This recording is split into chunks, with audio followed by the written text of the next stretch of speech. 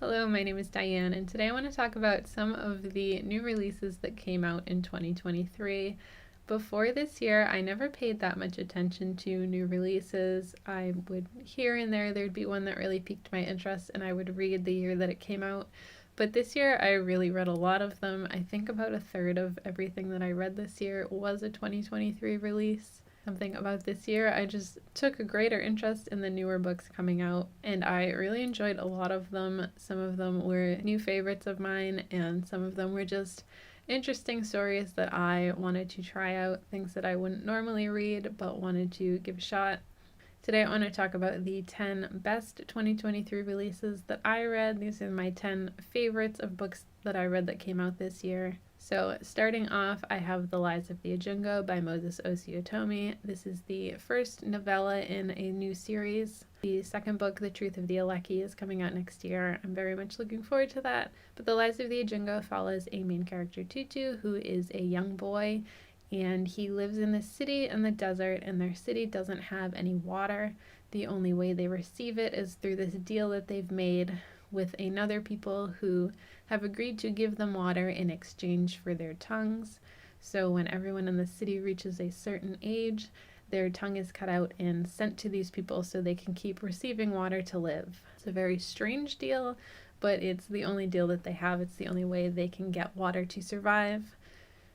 Tutu is reaching the day where he's going to have his tongue cut out, but his mother is not doing very well because she doesn't have enough water. So he makes a deal with the leaders of the city. He asks for permission to leave the city and search for water to save all of the people, particularly his mother, but he wants to find enough water so that their city doesn't have to rely on this deal anymore. For some reason, they agree to let him go. They give him some supplies and they send him out into the desert on his own. And while he's out there, he learns the truth of the way the world works and why their city made the deal that they made, why these people want their tongues. There is a little bit of magic in this world, and we really only know as much as Tutu knows, which from the start is not very much at all, and then we only learn the things that he learns along the way as he's figuring out what lies he's been told, what the truth of the world out there is. And I just thought it was a very interesting, engaging story. I really liked seeing his journey of leaving the city, the place that he's only ever known, and going out into the world and discovering more things about what's out there, more things about what he thought he knew, and him coming back to his city in the end with whatever he's learned. Next up, I have Infinity Gate by M.R. Carey. This is the first book in a sci-fi duology. This book follows three main characters. We start with one character rather than alternating between each of them. We mostly start with one character, and then the story eventually moves to the second character, which eventually moves to the third character. By the end of the book, all of these characters are together, but the story kind of passes off as they begin to interact with one another. So each of these characters lives in a different Earth. It follows parallel dimensions in the development of this AI and these people discovering that they can travel between the different Earths, the different parallel universes. By the end, it really did feel like the first half of the story, but throughout it was very engaging. I was very interested to follow each of these characters. And even though we spent quite a bit of time with the first character, making the switch felt a little bit jarring because it was like, wait, where did the other character go? But it felt very easy to fall into that next character and see where their part of the story is, how they overlap, and where it's going to lead to get into the third character. Each of their lives and their worlds are very different, so I am very excited to see how they all end up working together, what they're actually going to be working towards. But in this, we see those parallel worlds, how they travel between them, how they're related to one another, and also how this AI that eventually grows and develops began.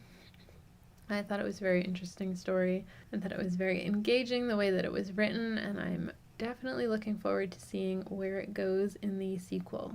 Emily Wilde's Encyclopaedia of Faeries by Heather Fawcett. This is the first book in a series, and I really wasn't expecting much when I read this. I had heard a lot about it, a lot of good things, but it didn't sound like something that was really going to be for me. It's a fae story. I knew it had a romance within it. And fairy romances just usually aren't for me. They're not very appealing to me, but I really enjoyed this. I loved the character of Emily. She is writing the first encyclopedia of fairies. She's a female scholar, and she is staying in this small village to research this elusive type of fairy to finish her encyclopedia. Her friend and academic rival comes to help her even though she didn't ask him to. So there is a bit of romance there, although it never felt very heavy-handed. It felt very well developed and like it was just part of the plot that was going on. It didn't take center stage, which I personally appreciated. But Emily Wilde is just this very awkward, scholarly. She means well, but she's just not good in social situations. She's really just interested in doing her research and finishing her project. But of course, dealing with the fae is never quite so simple. She gets into a bit of trouble. They like to make deals, and they are definitely a tricky creature to deal with. And I just thought this was a lot of fun. I liked the tone of this story. I liked the character of Emily, like I said, seeing her try and navigate not only dealing with the fairies in this book, but also dealing with the villagers where she's staying. She would like to endear herself to them, but she is not the most charming person in the world. So this, for me, was a pleasant surprise. I really enjoyed this. I'm looking forward to reading the sequel and seeing what she gets up to next. Next up, I have The Sword Defiant by Gareth Hanrahan. This is the first book in a fantasy series following a main character, Alf, who was once a great hero. He is still considered a great hero, but he was one of the 9 who saved the world from the Dark Lord, took over his city, and confiscated his evil weapons. He is the keeper of a sword that is its own character. It has a personality. It talks to him. It can really make or break his combat because it has its own agenda, and it can definitely influence things that are going on. Although they saved the world previously, Elf finds out that there is something dark coming again, and he's not really sure what it is, but he knows he needs to get those 9 heroes back together. When he goes to find them all, they're all in very different positions now that they've saved the world and taken over the city. They're kind of just overseeing things. They're in more political roles than fighting and being heroes. Some of the ones that have stepped up to that political responsibility are doing some shady things with their power. Some of the people who seem to be doing some more evil things have good intentions. So there's a lot of morally gray conversations of who's actually the good guy and who's actually the bad guy. Elf's wondering if they really are the heroes. And I really like those conversations in books. I think it's really interesting to play on good and evil and not have it so clean cut. And I just really liked the adventure of this. We cover a lot of ground. The story feels very rich. The world has a lot of history to it. We get to see a lot of places and meet a lot of people, and I really enjoyed that. I really like the character of Elf and his perspective on things. I feel like I've talked about this book a lot this year. It's definitely one that really made an impression on me. I'm very excited to get back into this world when the sequel comes out. It's definitely the type of fantasy story that I really enjoy. That adventure, this very big world, lots of characters. We really only follow 2 characters, so perspective-wise, it's not that difficult to bounce between. But there were so many cool, interesting things going on in the story. I'm very excited to read more from Gareth Hanrahan, and particularly this series. The Book That Wouldn't Burn by Mark Lawrence. I feel like everyone was very excited about this book when it came out. I was excited because I had read 2 other series by Mark Lawrence before, so I knew that I liked his writing and his world building. And this one especially had a very unique setting. This takes place in a very expansive library. We alternate between 2 characters, one of which has always lived in this library, and it's so big that even he doesn't know the extent of how big the library is and what it contains. We also follow a girl who grew up elsewhere and comes to this library to train as a librarian. And she is so fascinated by this library and exploring it and figuring out all of its mysteries and what it's potentially hiding. A lot of the story is pretty slow paced. We're just exploring the library, getting to know these characters, figuring out really where we are and how their lives are going to intertwine once their paths finally cross, which, because of the size of this library and how closed off one of our characters is not a very easy thing for them to do, to just go and visit one another or even know that each other exists.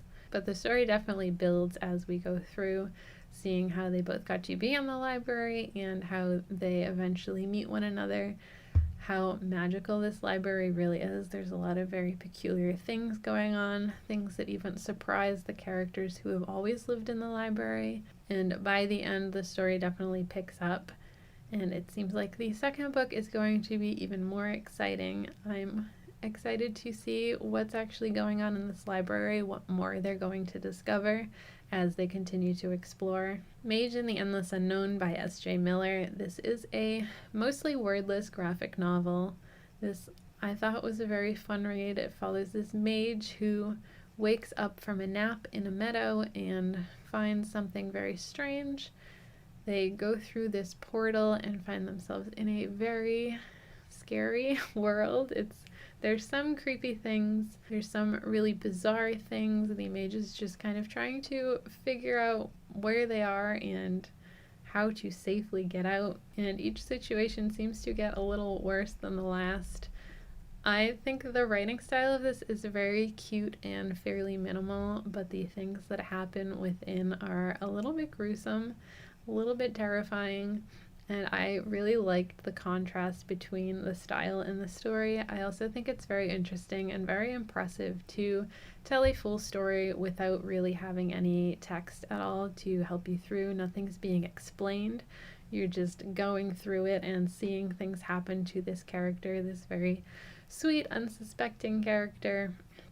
Some terrible things happen to them, and you can really only hope that they get out safely in the end. I think this was a lot of fun. I really like graphic novels, and I think this was an interesting approach to a graphic novel where there's no narration, no conversations really until the end to help us figure out what's going on, but it's still very easy to follow, as bizarre as it all is. Lights by Brenna Thumler. This is the final book in the Sheets trilogy. I've definitely talked about this series a lot. I think it's absolutely adorable and I love it, and I think everyone should read it because it's just so charming. It follows a young girl who has lost her mother and is helping to take care of her younger brother, her father, and the family's laundry business.